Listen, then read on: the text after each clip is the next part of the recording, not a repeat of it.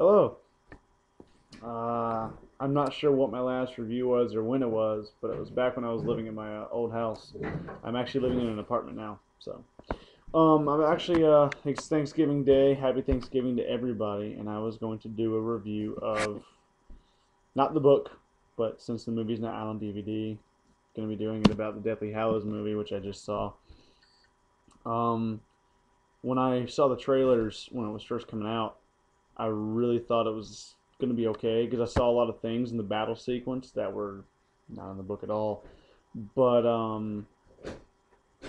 after seeing the movie, it just blew me away as to how good it was, as to how far the actors have come, and as to how dark they took it. They took it actually a little bit darker than the movie. Not going to spoil anything, but the scene, if you're familiar with the book, the scene where they're in Lucius's house is done a lot better.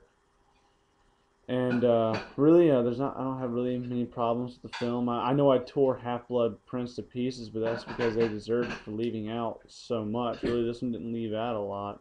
And actually, I kind of felt that there's some questions in this one because of the Half Blood Prince thing, like because of what Half Blood Prince left out. Like when I left, my fiance and brother were asking me, when did that guy become the new Minister of Magic? And I'm like, well, you have to read the book.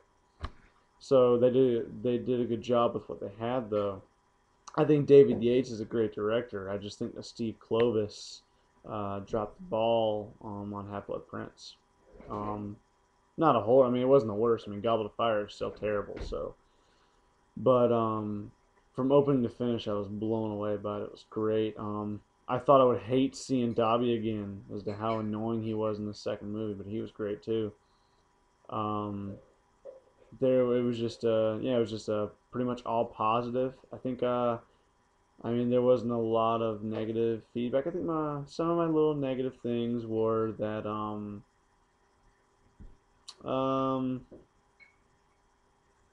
actually I don't have a lot. I can't think of many. What did I say to you, honey? Did I have any negative things?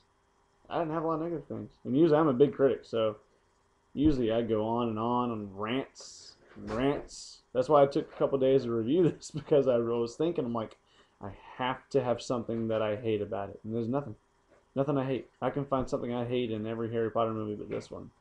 You know, like in Prisoner of Azkaban. That's my favorite one besides this one. But in Prisoner of Azkaban, I hate the Mentos ending. In the first one, I don't hate a lot in the first one except the acting. In the second one, the basilisk was way too big. The fourth one, I just hate the fourth one. But I'm not going on those. But I'm also going to do a quick little sum up of the Deathly Hallows game. Just a little thing. I saw a video, a friend of mine, Evil Tig, username Evil Tig, on here to review, and it was so quick because it's so to the point. Deathly Hallows sucks. If you're buying it just to be a collector, that's great. Don't play it. You know, just have it on your shelf. Don't play it. If you're buying it for Xbox, get the achievement points, then erase your memory. This is terrible.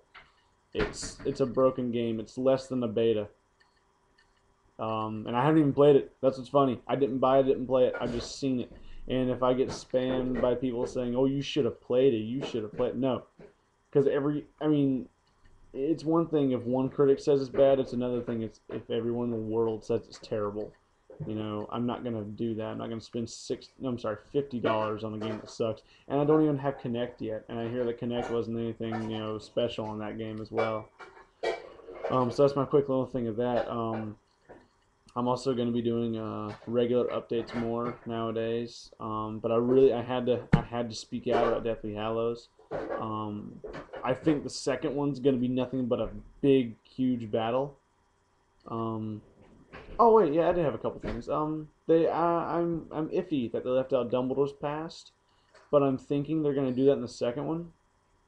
Um, there was a character that in the book that died, that in the movie didn't, which I found kind of weird. Even though he's not a main part at all, I just found kind of weird. Um, Voldemort was creepy, and the battle with Nagini and Godric's Hollow. I mean, that'll make you that'll make you jump like 50 times. It's just that's the thing. The way they filmed that snake attack, and it's great. Um, Really creepy. Um, I say a lot. But yeah, I love that movie. It actually made me go out and buy the Half-Blood Prince game back. And yeah, I think the Half-Blood Prince was great. The dueling on it was the best. Order of the Phoenix was also quite good. Um, the rest are different. Like, Harry Potter 1 was the first and it wasn't bad. Harry Potter 2 and 3 were basically Zelda.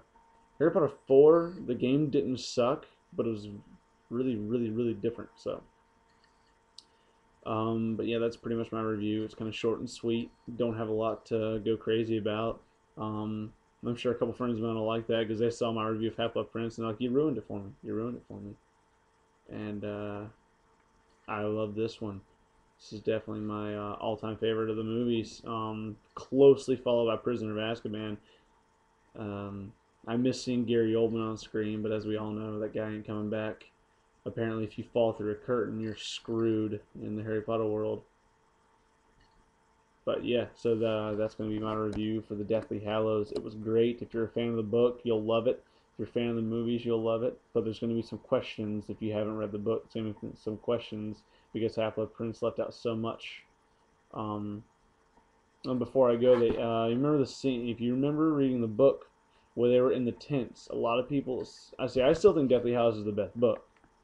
But a lot of people were saying that the parts with them in the tents was boring. It's actually the best part of the movie is to see how they act. Probably one of the best is this dance scene that they added that Harry's trying to cheer Hermione up. I won't say too much, but it was a really great scene. So go see it and